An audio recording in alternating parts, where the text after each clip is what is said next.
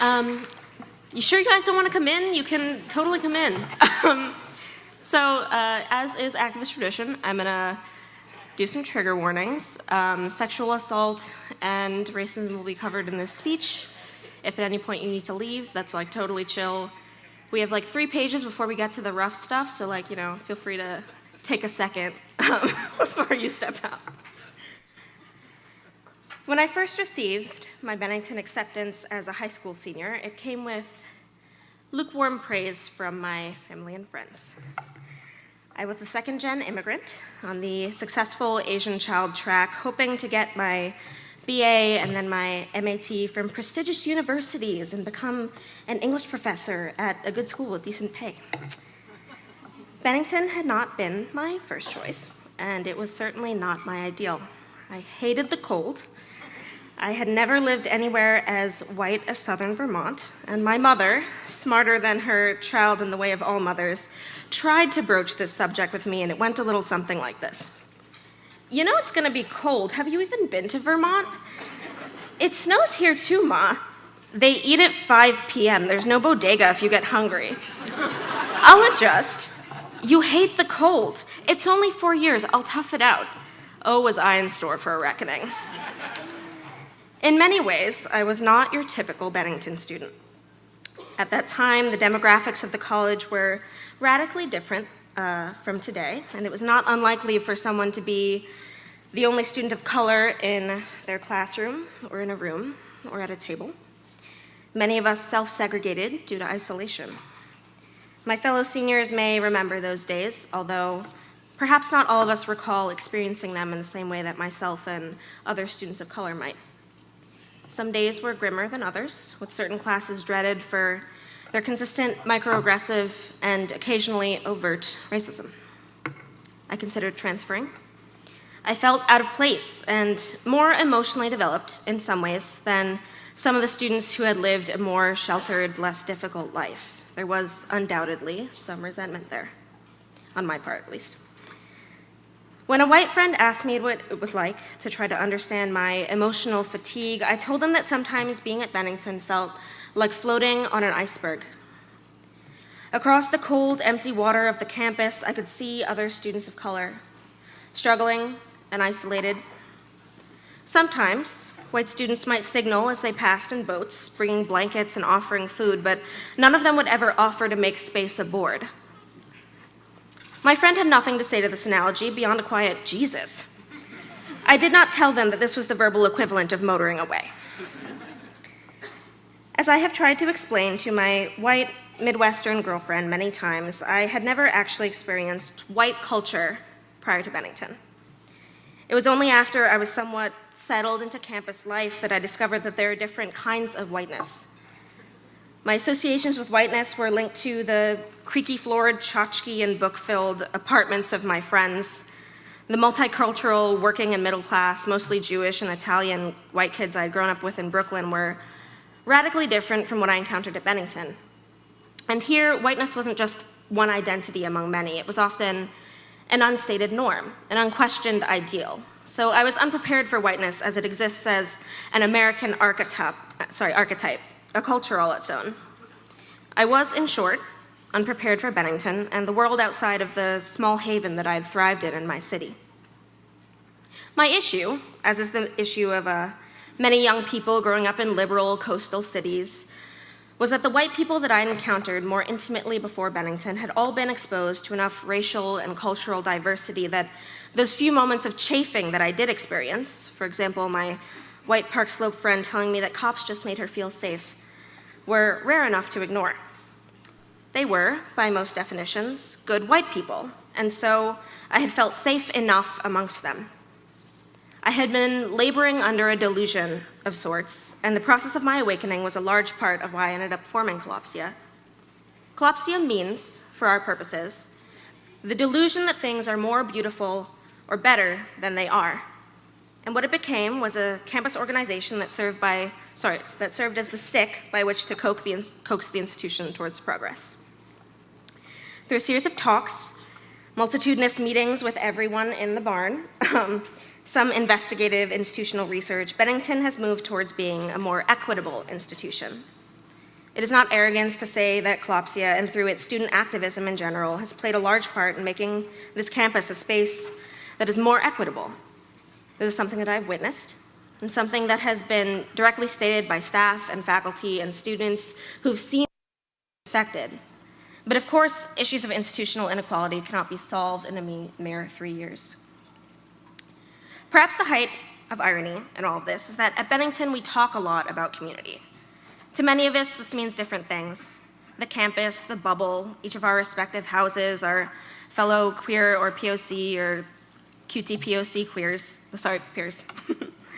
The clubs we dedicated ourselves to, the ultimate Frisbee team. Our community is small enough for us to recognize most other students on site, to build a sense of common allyship and values. But in my time here, I have made it my business to investigate the question, who does that community include and why? Here's a sample of things that white students, faculty, or staff have said to me or about my work on campus in my time here. Brazil is a dark place. They don't have laws down there. And then, calm down from my white professor when I tried to protest this comment. Whitewashing? I don't really believe in white privilege. Do you think you know more about the film industry than Martin Scorsese? You can't let that stuff being trauma and a psychological reaction to it, affect your classwork. We now live in a world with an ever-increasing plethora of knowledge available to more and more people through the internet. This is also a world where income inequality is growing exponentially, and more people simply cannot afford to take on monstrous debt in order to receive an education, as should be their right. We know that income inequality is disproportionately felt by minorities, and given the increasing costs of going to college, it makes it harder for many to justify or even imagine getting a college degree. Minority students are thus beginning to realize that they are being failed by institutions of higher learning. So the question is, how do we move forward? I'm merely one of a score of femmes of color who came here to study art or dance or literature and ended up studying social justice or critical race theory instead. And I can promise you this is not because social justice is more fun than printmaking. It is not because reading about systemic oppression, state-sanctioned violence, and the prison industrial complex is more enchanting than Louise Gluck. It is because, when we arrived at Bennington, we found a place where white supremacy was still the norm. And at a so-called liberal institution, it takes extra work to be able to make the cracks in the veneer visible.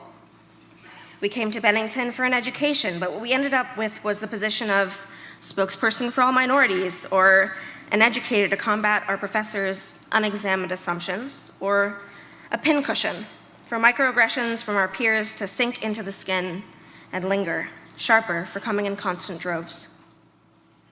We did not do these things because this is what we wanted to do, what we came here, paid to come here to study. We did these things because we had no other choice, because this is what was offered to and expected of us.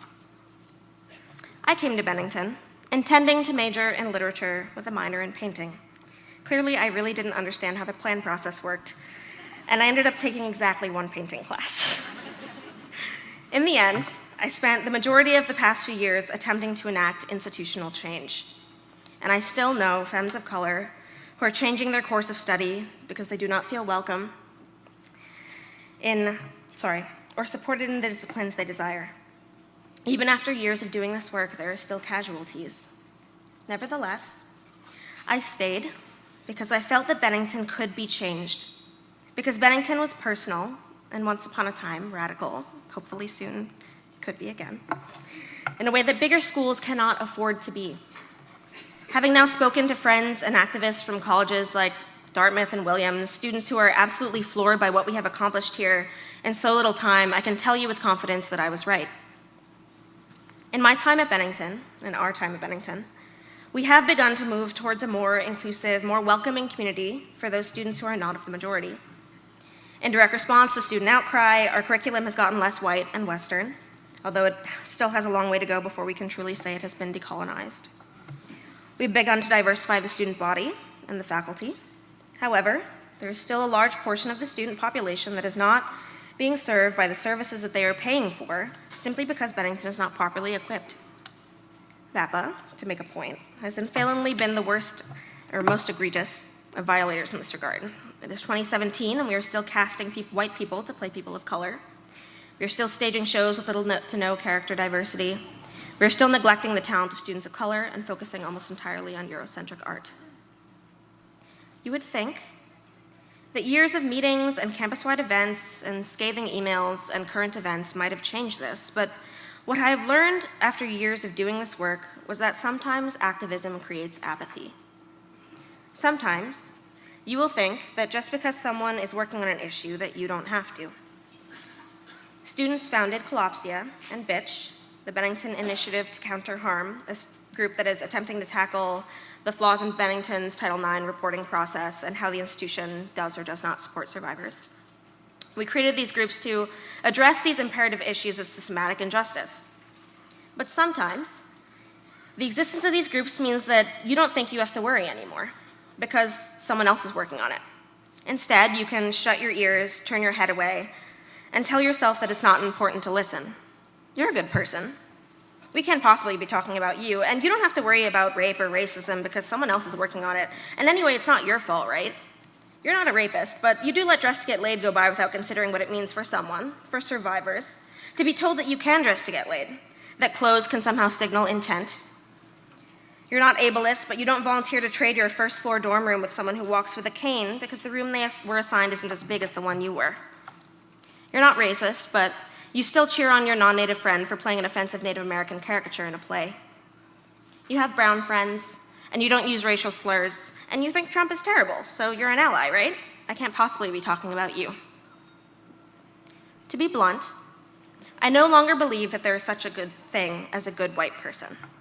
And what I mean by that is that we need to stop treating social justice as some sort of aspiration towards goodness, like some kind of vestige of Americans' Protestant moral piety. What the victims of our white supremacist nation, and it is white supremacist because we still hold white as being the supreme, is not good white people. What we need is a better world, where the success of one group doesn't come at the expense of another. And that requires every single person here to be thinking about the way that you, react every single day to a nation, or in this case, an institution, that does not treat its inhabitants to equal strife. It's about making hard choices all the time, even if those choices are unpopular or uncool or inconvenience you. It's not enough to show up to the rally and wear a hashtag BLM pin. Did you treat the cleaning staff here well? Did you shut down your friends for saying things you knew weren't okay? Did you speak up for a marginalized student being treated inappropriately by a professor who controlled your grade as well? We, like all colleges, are not the utopian campus on the hill that the catalogs make us out to be. We never were, and no college is. I do, however, truly believe that we are working inexorably towards betterment for ourselves and our community. I've seen that in doing the endless work to increase diversity and create a safer space for students of color. I've seen it in the way that some shining members of our faculty and staff have listened to our pleas for better, and Mariko has done a pretty good job. I've seen that in the passion of my fellow BITCH members, working tirelessly to make this campus a better, safer place for students who are survivors, and to prevent more people from becoming survivors. I've seen it in the action of the student body, who fought so the staff who clean our houses and cook our meals could get more affordable health insurance. Some of these movements have been met with more meager success and more resistance from the administration, but the fervor that I see in some of my peers heartens me. It strengthens me to know that there are those, once we move on, who will carry the torch in our stead. However, these struggles are nothing more than a microcosm of the larger cultural climate. As we, Bennington graduates, now step out into the world, we are stepping out into a world where the community has been boldly confronted with the totality of systematic oppression, of white supremacy, and heteropatriarchy and xenophobia. For years, people of color have been screaming at the top of their lungs that they are starving and dying and killing themselves in a society that does not value Black and brown lives, and they were told that they are overreacting, that slavery was over, and we needed to stop making everything about race. Now, open members of the KKK are able to run for governmental positions. Our president is a man who has made no secret of his disdain and even hatred for certain people of color, for Muslims, for those with disabilities, for women. I ask you then, as Bennington graduates, What do you want to put out into the world in light of this current terrifying political climate? We have a responsibility now, in this moment, to use what we have learned here. It's not enough to show up for the death vigil and hold a candle and sing, to then return to your life and not consider it again until another young black man or trans woman dies. It's about doing the work and speaking up for others and fighting every day as hard as those who are less privileged than you have to, every single day, just to stay alive. It is about creating a world where there are no more vigils. I began with the negatives about Bennington because there's been much talk of the liberal bubble post-election, somewhat jocose when Bennington infamously uses this term in a self-referential manner. But this bubble that has been created is only one kind of liberalism. Bennington was not a safe liberal bubble for me, as someone who had grown up in a multicultural family and a multicultural friend group in the most linguistically diverse city in the world, where inclusion was the only way that I ever knew how to live. Bennington, for me, was a step back into a colder, more tenuous world. And this is not to discredit those of us who have felt at home here. Bennington has, without question, helped craft me into who I am today. The utter shock of my existence as an othered individual here was what made me aware of my queerness, my body, my brownness as a political statement. I can't imagine the pace of change we've incurred happening at a larger school, and I'm honored to have worked with an administration that, for all its flaws, has some people in its ranks who are genuinely seeking to do right by the marginalized. I've seen teachers who I called out for saying racist things in class turn around, attend programming, educate themselves, and become advocates. Recognize that they too, despite their expertise and authority, needed to listen and learn and change. I've encountered so many students who are truly desirous to learn, who never had the chance to have these conversations in the homogenous areas that they came from. I've seen real growth and change in my time here, and I'm so, so proud of everyone here, of what we have accomplished here with so little time. It is these things, more than anything else, that kept me sane in these past years while doing this work, because it's not easy. That kept activist burnout or the frustration with campus apathy from completely overtaking me. More than anything, I have been rewarded again and again by the commitment and growth of my fellow students. Bennington is, more than anything else, a place that crafts self-advocacy. We are taught, more than other students at institutions with majors and tracks to follow whilst blindly checking boxes with requirements, how to craft our own narrative. We are taught to argue for what we believe to a panel of professors and administrators, to defend what we want, to ask for more from our institution. When provided with the opportunity, I've seen many of my fellow students rise to the occasion, educate themselves, become better allies in the fight for equity. If I had felt at any point in time that the work of making the world less prejudiced was not worth my effort, I doubt I would have dedicated so much of my life to it these past few years. But what I have been rewarded with instead is grace. Not all, but many Bennington students who came here with little knowledge of systemic inequity, who wish to better themselves, to learn about transgender rights and the importance of disability accommodations, have grown into people I love, whose input I value, and who truly are dedicated to making the world a kinder place for everyone. Who does liberal elitism serve? Who does the liberal arts education serve? Why does it serve them, and under what conditions? Students are suffering. They have always been suffering. The hatred that has been burgeoning since the election has always been there, and those of us who have suffered from it, and those who love us, have always been talking about it. The truth of the matter is that nobody else was listening. In order to persevere in these trying times, we must ask these questions and search for answers from yourselves and from the people around you. Don't turn your backs on those of us who are suffering most because we ask too much of a broken system. Do not cater to centrism or give ground on social justice and equity because it is easier, not even an inch. We must instead do our best to use the tools granted to us by an institution that does the impossible work of teaching self-advocacy, to advocate for those who are unheard. We must take our educational privilege and wield it with responsibility and dignity, while also remaining humble and understanding that a college degree does not make us more morally righteous than the next individual, or better. We must measure the value of education against the ills of liberal elitism and find out between the two what is the dross and what is the silver. And finally, and most importantly to the class of 2017, what I would like to leave you with is this. Be kind to one another. Be patient. Learn how to listen truly and deeply to what people are trying to tell you about the pain they're experiencing and why it hurts so much, or their joys, or their sorrows. Don't just wait for your turn to speak. Listen to the people who are invisible, who are trampled over, who can't seem to be heard no matter how hard they try. Ensure, no matter the circumstance, that you serve as an agent for good in the world. Use the veritable wealth of skills that you've acquired here to become paladins for those who will undoubtedly suffer in the years ahead, no matter where you go, because you can never outrun inequality. Do as we've been taught, and examine yourself and your beliefs. Make them solid. Make them airtight, backed with the new Jim Crow and bell hooks and Hegel, and sometimes what feels right. And when interrogated, as we have been these past few years, defend them vociferously. This is what we have been taught, and it is more than anything what the world needs right now.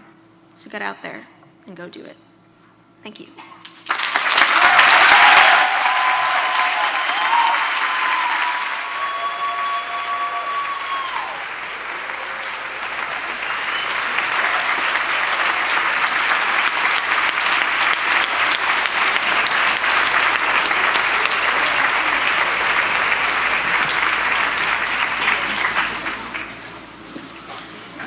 So the night before last, at the senior toast, in a moment of levity, I said to the class of 2017, bring it.